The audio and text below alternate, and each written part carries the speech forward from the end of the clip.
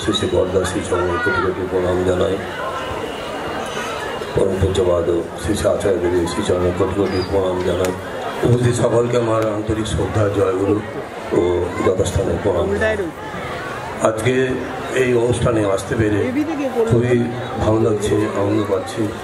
ঠাকুরের শ্রী শ্রী ঠাকুরের এই যে উৎসব অনুষ্ঠানে আমরা আসতে পারি, এর মধ্যে দিয়ে আমাদের কি হয় না, জীবনের ঠাকুরকে নিয়ে চলার মধ্যে দিয়ে যে সুখস্মৃতি সেগুলো কি হয় আমরা আলোচনা করি।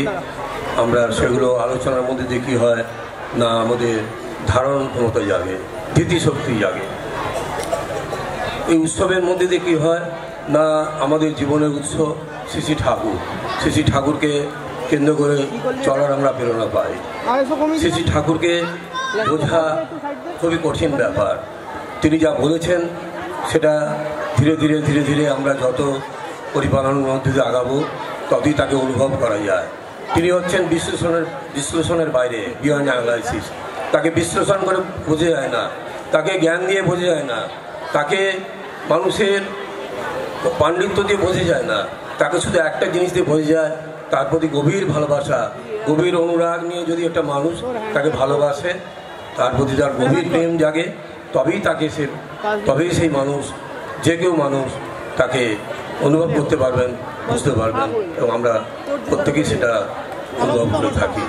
শ্রী শ্রী ঠাকুর জগতের বুকে এসছেন কেন, তার আসার কি প্রয়োজন হয়েছিল সে সম্বন্ধে আপনারা এখানে অনেকেই জানেন।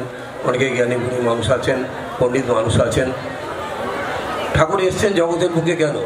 এসছেন যাতে মানুষের কি হয়, একটা সুন্দর জীবন মানুষ যাপন করতে পারে, একটা পারিবারিক জীবন যাপন করতে পারে, একটা সামাজিক জীবন যাপন করতে পারে। শ্রী শ্রী ঠাকুরের কাছে এমন কোনো রকমের মানুষ নেই যে যায়নি। অতি নিম্ন বললে ভুল হবে, নিম্ন না বলে বলা যায় অতি সাধারণ মানুষ এবং অনেক এলোমেলো মানুষ তার কাছে যেতেন। আবার অনেক জ্ঞানী গুণী মানুষ যেতেন, বহু পণ্ডিত মানুষ গেছেন, বহু পণ্ডিত সাধক মানুষও গেছেন তার কাছে। তারা সব রকম মানুষই তার কাছে গেছেন। তার কাছে যাবার মধ্যে দিয়ে কি হয়েছে, তিনি কিন্তু প্রত্যেকে কি করতেন, তার কাছে যারা যেতেন বা গেছেন, আমরা প্রত্যক্ষদর্শী যারা, তাদের কাছ থেকে শুনেছি, বিভিন্ন বই পড়েছি ঠাকুরের আলোচনা প্রসঙ্গ থেকে শুরু করে বিভিন্ন পত্রিকার মধ্যে দিয়ে আমরা কি দেখেছি না, শ্রী শ্রী ঠাকুরের সান্নিধ্যে যারা গেছেন তারা সবার একটাই কথা, যে ঠাকুরের কাছে গিয়ে কি হয়েছে না, মনটা ভরে যেত, মনের মধ্যে শান্তি বিরাজ করতো। অনেক জ্বালা যন্ত্রণা দুঃখ নিয়ে মানুষ ঠাকুরের কাছে যেত, আর ঠাকুরের কাছে গিয়ে কিছুক্ষণ থাকার পর তাদের কী হতো, মনের মধ্যে কী ভাব সৃষ্টি হতো না, মনটা ভরে যেত। তাহলে ঠাকুরের কাছে যেই যেতেন, যেমনই হোক, সে যে কোনো রকমের এলোমেলো মানুষই হোক, আর যে কোনো ধরনের পণ্ডিত মানুষই হোক, জ্ঞানী গুণী ক্ষমতাশীল বহু রকমের মানুষ যেতেন, তারা প্রত্যেকেই কিন্তু ঠাকুরের কাছে গিয়ে কেউ ফিরে আসতেন না এমনি এমনি। ঠাকুর শ্রী শ্রী ঠাকুর সবাইকে ভরিয়ে দিতেন তার ভালোবাসা দিয়ে, তার স্নেহ দিয়ে, তার অপার করুণা দিয়ে কী করতেন, সবাইকে ভরিয়ে দিতেন। আর তারপরে কি হতো, সেই মানুষগুলো কিছুদিন আবার ঠাকুর থেকে যখন ঠাকুরের কাছ থেকে চলে আসতেন, দেখা যেত যে সেই মানুষগুলো আবার সেই আবার নিজের সমস্যা অনেক দূর হয়ে গেল, কিন্তু আবার সেই সমস্যা আবার সৃষ্টি হলো, আবার ঠাকুরের কাছে গেলেন। এই বারবার গিয়ে ঠাকুরের কাছে নিবেদন করতেন, তারা প্রার্থনা জানাতেন যে ঠাকুর আমার এই সমস্যা, আমার এই সমস্যা, এই সমস্যা। শ্রী শ্রী ঠাকুর দেখলেন যে এই মানুষগুলো যাতে ঠিক মতো চলে, ঠিক মতো যাতে চলে, তারা বিধিবিধান পরিপালন করে, সেই জন্য তিনি কী করলেন, প্রায় 20,000-এর মতো বাণী দিলেন। শ্রী শ্রী ঠাকুর যে বাণী দিয়েছেন তার বাণীর সংখ্যা নিয়ার অ্যাবাউট 20,000। গদ্যবাণী দিয়েছেন, পদ্যবাণী দিয়েছেন, অনুশ্রুতি আর্যপ্রতিমক্ষ গ্রন্থের প্রায় 10,392টা, আর পদ্যবাণী দিয়েছেন, অনুশ্রুতি গ্রন্থ আছে আপনারা জানেন, ছড়ার যে বাণী, তাতে প্রায় 18,000 মতো বাণী আছে। দি মেসেজ ইংরাজি যে বাণী দিয়েছেন প্রায় 2,000-এর মতো, প্লাস তারপরে সত্যানুষ্ঠান আছে, আরও কিছু বই আছে, 20,000 প্লাস তিনি বাণী দিয়েছেন। কিন্তু এই যে এত বাণী দিয়েছেন, এই বাণীকে আমরা পড়ে কেউ শেষ করতে পারবো? আজ পর্যন্ত কি কেউ দীক্ষা নিয়ে ঠাকুরের এই বাণী পড়ে ফেলেছেন? না, কেউ আমরা পড়তে পারিনি, তার পক্ষে বড় সম্ভব না।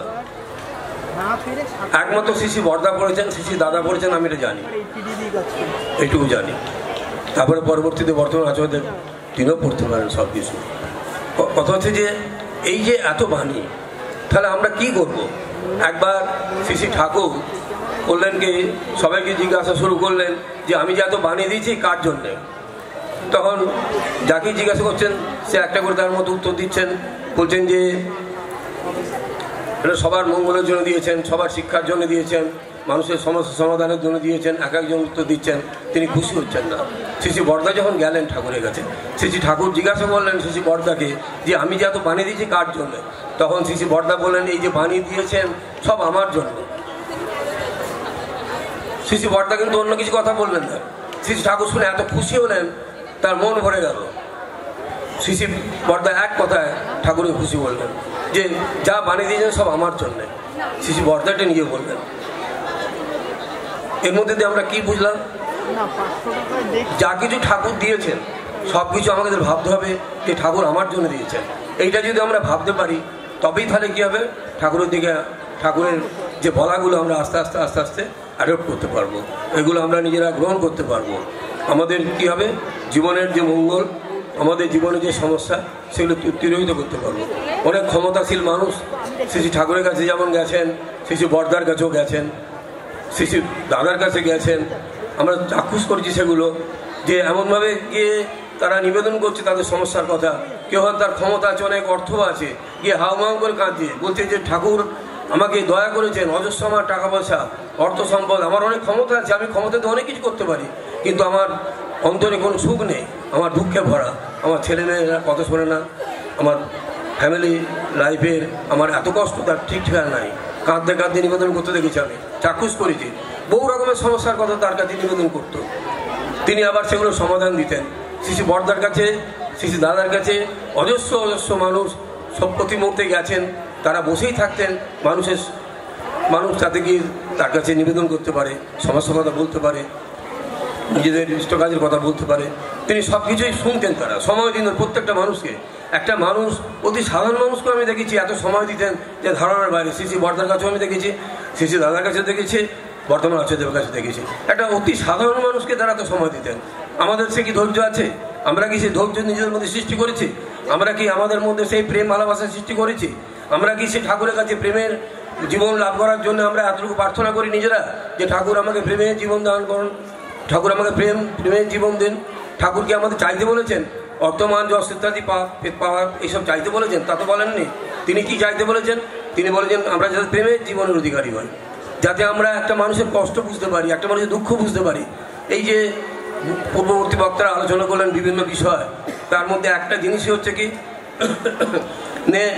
একটা জিনিস হচ্ছে কি যে যারা দীক্ষা নিয়েছেন বা দীক্ষা নেননি সবাইকে আমাদের বুঝতে হবে, অন্তর দিয়ে বুঝতে হবে। প্রত্যেকটা মানুষকে আমাকে স্টাডি করতে হবে। একটা মানুষ এসে যখন আমার কাছে কিছু বলছে, যাই বলুক, সেটা আমাকে অনুভব করতে হবে। করে শ্রী ঠাকুর যা নিরসন করার জন্য যা দিয়েছেন, সেই নিরসন করার জন্যে যা বলেছেন সেগুলো কিন্তু আমাকে আস্তে আস্তে তাকে বলতে হবে। সমস্যা কার নেই? সমস্যা প্রত্যেকের আছে। এমন কোনো পৃথিবীতে মানুষ নেই যার সমস্যা নেই। প্রত্যেকটা মানুষের ল্যাকিং আছে। ল্যাকিং মানে তার পরিধি, একটা জায়গায় গিয়ে দেখা যাচ্ছে তার কিছু নাই। যে কোনো একটা মানুষ দেখা যায় যে তার অনেক বড় মানুষ, তারও জ্বালা যন্ত্রণা শেষ নেই, বহু রকমের সমস্যা তার আছে, যে কোনো জায়গায় তার সমস্যা আছে। শ্রী ঠাকুর বললেন ইষ্ট স্বার্থেও গণ্ডগোল হয়ে যাবে। তাহলে প্রতিটা মুহূর্তেই আমাকে ইষ্ট স্বার্থেও চলতে হবে। এখানে ইষ্ট স্বার্থেও চলতে গেলেই একটাই রাস্তা, তাকে আচার্য সান্নিধ্যে যেতে হবে। আমি অনেক ঠাকুরের বাণী পাঠ করতে মুখস্থ করে ফেলতে পারি, জানতেও পারি, বুঝতেও পারি, অনেক যাজনও করতে পারি, অনেক ঠাকুরের কথা বলতে পারি, অনেক সৎসঙ্গ করতে পারি, অনেক মানুষ নিয়ে চলতে পারি। যাই হোক, সেই চলা সেগুলো যে যাই করবে না কেন, তাকে আচার্য সান্নিধ্যে না গেলে কিন্তু তার চোখ খুলবে না। আচার্য সান্নিধ্যে যতক্ষণ না যাচ্ছে তার আমাদের কিছুই হবে না। কিন্তু আচার্য সান্নিধ্যে গেলে তিনি বুঝিয়ে দেন যে কীভাবে কেমন করে চললে আমরা ইষ্ট স্বার্থ প্রতিষ্ঠা করতে পারবো, ইষ্ট স্বার্থী হয়ে উঠতে পারবো। যে ঠাকুরের বলাটা তাহলে আমরা কিভাবে রূপ দিতে পারবো। এই যে এত মানুষ ঠাকুরের দীক্ষা নিয়েছেন, অনেকে বোঝেন নিয়ে দীক্ষা নিয়েছেন, অনেকে দীক্ষা নিয়েছেন বোঝেন অথচ জেগে ঘুমাচ্ছেন।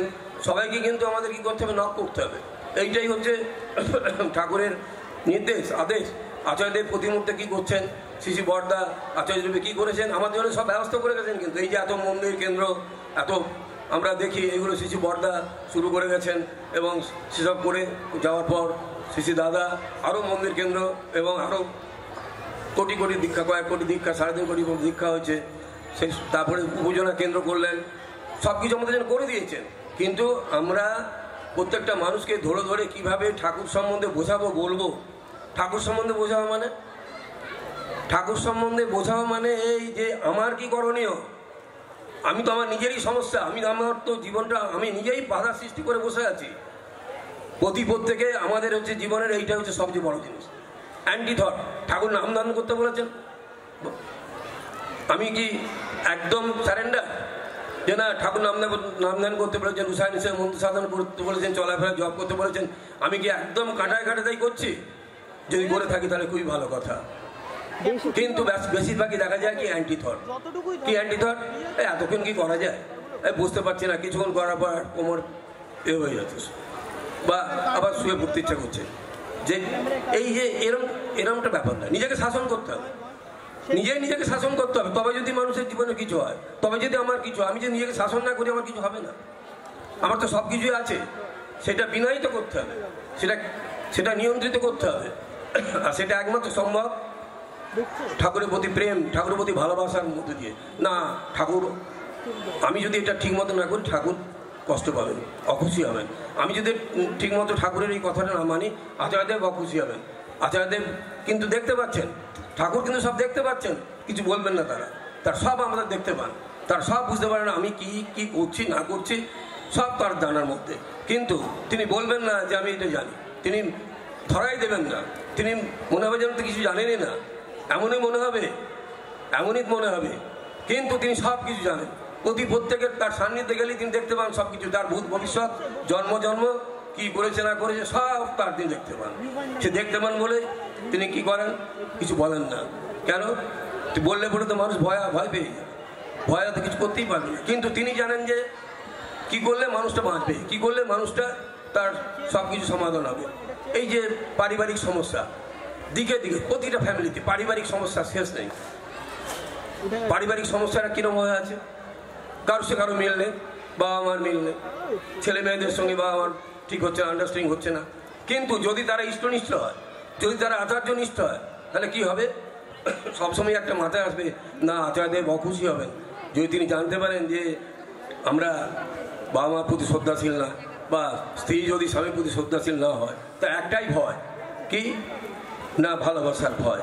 এইটা যদি থাকে না, আচার্যদেব তিনি তো জানেন সব কিছু, তিনি তো অখুশি হবেন। তিনি সেই জন্য কী বলছেন, কোনো বাড়ির দাদা যখন ইষ্ট কাজে, যাজন কাজে বেরোচ্ছেন, দীক্ষাপত্র কাজে বেরোচ্ছেন, শ্রী আচার্যদেব প্রতি মুহূর্তে বর্তমান কী বলছেন যে তার স্ত্রী বাড়ি থেকে যায় কিনা। মায়েরা আলাদাভাবে একসঙ্গে দল বেঁধে বাড়ি থেকে ঠাকুরের কথা বলেন কিনা, যাজন করেন কিনা। যাজন না করলে পরে কী হবে, নিজেরও করা হবে না। কারণ যাজন করতে গেলেই তখন মনে হবে যে আমার তো করণীয় আছে, আমাকে নিজেকে শক্তিশালী হতে হবে, আমাকে তো নামদান ঠিক মতো করতে হবে, আমাকে ঠাকুরের বিষয় ঠিক মতো জানতে হবে, তা নাহলে আমি ঠাকুরের কথা বলবোই বাকি, আর ভেতর থেকে আসবেই বাকি। একটা মানুষ যদি ঠিক মতো করে, নামদান ঠিক মতো করে, প্রার্থনা ঠিক মতো করে, ঠাকুরকে সত্যিকারের অন্তঃস্থল থেকে ভালোবাসে, সে যেখানে গিয়ে যাই ঠাকুরকে বলবে না কেন, যে কথাই বলবে না কেন, তার যাকে বলবে তার মাথায় ঢুকে যাবে, না ঢুকে ছাড়বে না। এখানে আমরা ইষ্টপ্রসঙ্গ করছি, এখানে আমরা আলোচনা করছি, অনেকে মন বিক্ষিপ্ত হয়ে আছে, বিক্ষেপ নিয়ে আমরা এসছি, কিন্তু কিছুক্ষণ শোনার পর আস্তে আস্তে বিক্ষেপটা কমে যাচ্ছে। কেউ হয়তো ফোনে ধরছে, কেউ হয়তো একবার অন্য চিন্তা করছে, করতে পারে। কিন্তু কথা হচ্ছে যে একটা জায়গায় মানুষকে আসতেই হবে, ঠাকুরকে জানতেই হবে, ঠাকুর যা বলেছেন আমায় করতেই হবে, তাহলে সমস্যার সমাধান নেই। আমার ছেলেমেয়েরাও কথা শুনবে না, আমার পরিবেশের কেউ কথা শুনবে না, কেউ কারো কথা শুনবে না, সব বিচ্ছিন্ন হয়ে যাবে, এলোমেলো হয়ে যাবে। শুধু একটা, আমি যদি তাকে ঠিক মতো মানি, কাঁটায় কাঁটা যদি মানি, যতটা জীবন দিয়ে আমি মানতে পারবো ততটাই আমি পাবো। কিন্তু আর আমার কাজ হচ্ছে কি না, আমাকে কেউ কিছু দেবে না, আমি কারোর কাছে চাইবও না কিছু, আমার পাওয়ার আশাও নেই কারোর কাছ থেকে কিছু, শুধু আমার দেওয়ার আছে। শুধু ঠাকুর আমাকে দিচ্ছে না, আমি মানুষকে দেবো, আমার এইটাই হচ্ছে কাজ। এই কাজ যদি মানুষ মাথায় নিতে পারে, তার কোনো চিন্তা নাই, তার সমস্যাও আসবে না, আর সমাধানের জন্য চিন্তা করতে হবে না। সে মানুষের জীবনে সম্পদ হবে, মানুষের জীবনে ভালোবাসার মানুষ হবে। ঠাকুর এইটাই চেয়ে গেছেন, ঠাকুর এইটাই বলে গেছেন। আর আচার্যদেব প্রতি মুহূর্তে তাই বলছেন। প্রতি মুহূর্তে আমরা দেখছি দলে দলে মানুষ যাচ্ছেন আচার্যদেবের কাছে, দলে দলে মানুষ যাচ্ছেন, দাদারা যাচ্ছেন, মায়েরা যাচ্ছেন। প্রতিটা জায়গাতে তিনি কি বলছেন, মায়েরাকে কি বলছেন, প্রতিটা পাড়ায় পাড়ায় টিম করতে বলছেন মায়েরাকে। এখানে তো অনেক মায়েরা আছেন, নিশ্চয়ই তারা যান টিম করে করে পাড়ায় পাড়ায় গিয়ে ঠাকুরের কথা বলেন। যারা দীক্ষা নিতে তাদেরকে তাদের চলার কথা বলেন। সেটা বলতে বলতে কি হবে, একদিন চলবে। পূজা গোবিন্দ বলছেন একবার যেতে হবে, দুবার যেতে হবে, 100 বার যেতে হবে দরকার হলে, কিন্তু ততটা কাজ হবে যতটা আমি আমার সাধন ভজন নিয়ে আমি চলবো। শ্রী শ্রী বড়দা বলছেন যে প্রত্যেকটা মানুষ যদি সাধনের মধ্যে থাকে তাহলে তার বিকাশ করবে। তার একটা মানুষ থেকে তাকালে কি হবে, সদ করবে। সেই বিকাশ নিজের মধ্যে ঘটাতে পারে। আমরা এখানে বসে আছি, আমরা ঠাকুরের কথা শুনছি, সব ঠিক আছে, কিন্তু ব্যক্তিগত জীবনে আমার সাধন ভজন লাগবে, সে সাধন লাগবে, নাম ঠিক মতো করা লাগবে, প্রতিটা মুহূর্তে নাম করা লাগবে। ঈশান মন্ত্র সাধন বসে যেভাবে করার কথা বলা সেটা করতে হবে, আর চলতে ফিরতে ঘুরতে ঠাকুরের নাম করতে হবে। এই করতে করতে কি হবে, এই যে একটা আস্তে আস্তে আমি আঘাত থাকবো যত, তত হবে কি না আমার ভাবগুলো নিয়ন্ত্রণ হবে, আমার এলোমেলো ভাব সেগুলো নিয়ন্ত্রিত হবে, এবং আমার ভাবগুলো এমনভাবেই সৃষ্টি হবে যখন যেটা ভালো বলে মনে হবে ঠাকুর যে বলেছেন করতে, সেই ভালো হওয়াটা আমার কাজে লাগতো। প্রতিটা মানুষকেই কাজে লাগানো যাবে। আমাকে যে মানুষ আসবে না কেন, আমাকে ভাবতে হবে যে ঠাকুর এই মানুষটাকে আমাকে পাঠিয়েছেন, এই মানুষটাকে দিয়ে আমি ঠাকুরের কাজ করবো, সেই জন্য ঠাকুর পাঠিয়েছেন। সেই মানুষটা যত এলোমেলো হোক, যাই হোক তাই হোক, সে মহাজ্ঞানী হতে পারে, পণ্ডিত হতে পারে, সাধারণ মানুষ হতে পারে, অসাধারণ মানুষ হতে পারে, হোক, কিন্তু সে যদি একটু ঠাকুরের কথা আমি তাকে বলতে পারি, ঠাকুর কি বলে গেছেন জানাতে পারি, বুঝতে পারি, তাহলে কি হবে, আর সেই আচার্যদের বর্তমান আচার্য যা চাচ্ছেন তাহলে আমার সাথে ইমপ্লিমেন্ট করতে পারবো। আমি এরপর আমাদের আরো আছেন দলদা, আলোচনা করবেন, আপনারা শুনবেন। আমার ক্ষুদ্র জ্ঞানে বোধে যেটুকু আমি বলতে পারি না বললাম। আর আমরা কেউ কাউকে আগে দিই না, যা আগিয়ে দেন ঠাকুরই দেন, যা আগিয়ে দেন আচার্যদেবী আগিয়ে দেন। আচার্যদেব কি বলছেন আমরা প্রতিমধ্যে হিসেবে মাথায় রাখবো, তাহলেই হবে কি আমাদের ঠাকুরের পথে চলা সহজ হয়ে যাবে, আমাদের জীবনটা সাবলীল হবে, আমাদের জীবনটাও তৈরি হবে, আমাদের যে ইন্ডিভিজুয়াল মুভমেন্ট সেটা হবে কি বিশাল ভাবে কি হবে না বেড়ে যাবে, বৃদ্ধিপ্রাপ্ত হবে, এবং তাতে কি হবে সমষ্টিগতভাবে আমাদের ঠাকুর যা চেয়েছেন, হ্যাঁ, যে মুভমেন্ট, এই যে রেভলিউশন, সেটা সত্যিকারে লাগিয়ে যাবে। আমি সবার অশেষ মঙ্গল প্রার্থনা করি, চেষ্টা করেছি চরণে। জয়।